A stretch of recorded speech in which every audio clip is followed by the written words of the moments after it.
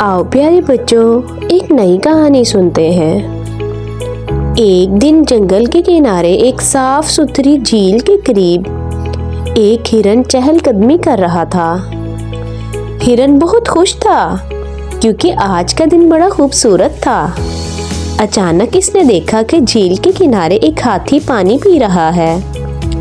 हिरन हाथी के पास गया और कहा, हाथी भाई, क्या मैं आपके साथ बात कर सकता हूँ?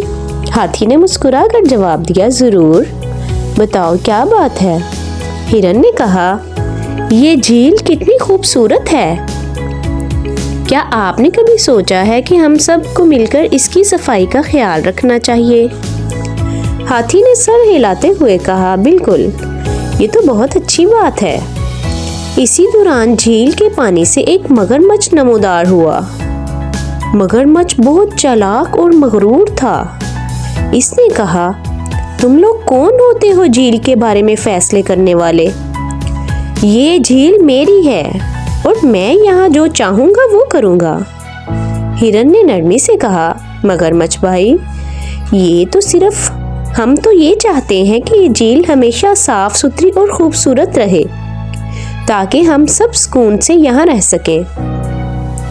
मगरमच्छ ने गुरूर से हंसकर कहा, मैं तुम्हारी बातों में नहीं आऊंगा, ये झील मेरी हुकूमत में है।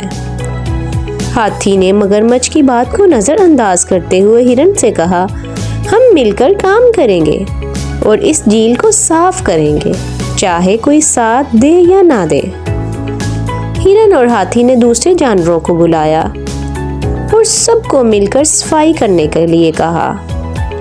परिंदे, बंदर और खरगोश सब झील की सफाई में शामिल हो गए।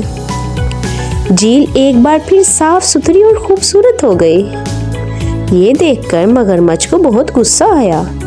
इसने सोचा, मैं इनको सबक सिखाऊंगा। एक दिन मगरमच्छ ने चालाकी से हिरन को झील के करीब बुलाया और कहा, हिरन भाई, झील के करीब मजेदार घास है, आओ मैं तुम्हें अपनी पीठ पर ले जाता हूँ। हिरन को शक हुआ, लेकिन वो मगरमच्छ की बातों में आ गया। जब वो झील के बीच में पहुंचे तो मगरमच्छ ने अपना मुंह खोला और हिरन को खाने की कोशिश की। इतने में हाथी ने देखा और वो फौरन मदद के लिए आया। इसने अपनी लंबी सूंड से मगरमच्छ को पीछे धकेल दिया और हिरन को बचा लिया।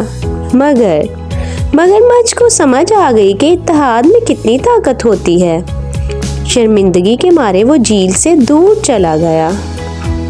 हिरन ने हाथी का शुक्रिया अदा किया और कहा, दोस्त, अगर तुम ना होते तो मैं कभी ना बच पाता। हाथी ने मुस्कुराकर कहा, दोस्ती और इत्तेहाद ही सबसे बड़ी ताकत है। सब जानवर खुशी खुशी झील के इर्द गिर्द रहने लगे और इन्होंने अहद किया कि वो हमेशा एक दूसरे का ख्याल रखेंगे। हमें इस कहानी से ये सबक हासिल हुआ, मिलजुल कर रहना और दोस्ती से हम हर मुश्किल का सामना कर सकते हैं। प्यारे बच्चों, कहानी पसंद आई तो इसे लाइक करें, चैनल को सब्सक्राइब करें।